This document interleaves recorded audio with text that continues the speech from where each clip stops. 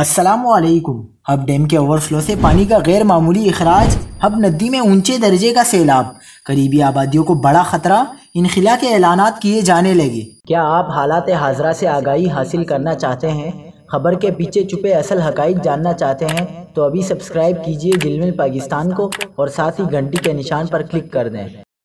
आपको बताते चले कि कराची और बलूचिस्तान के इलाकों को पानी सप्लाई करने वाले बलूचिस्तान का हब डैम मुकम्मल भर गया है। ताहम हालिया तेज़ बारिशों के बाद पीर को सूरत हाल इंतहाई गैर मामूली हो गई है। हब डैम के स्पिलवेज से पानी का गैर मामूली अखराज जारी है, जिससे हब नदी में सैलाबी सूरत हाल पैदा हो रही है और हंगामी सूरत हाल नाफिज कर दी गई है। हब नदी के इतराफ़ की आबादियों से लोगों का इनखिला किया जा रहा है। एक अंदाजे के मुताबिक हब नदी में पानी का बहाव कई फीट है।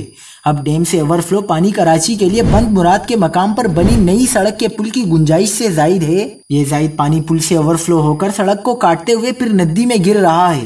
इलाका वकीलों के मुताबिक इस पानी में मुसलसल इजाफा हो रहा है और इस वक्त हब नदी में ऊंचे दर्जे के सैलाब का ऐलान किया गया है, जिसकी वजह से करीबी आबादियों को महफूज मकामात पर मुंतकिल किया जा रहा है।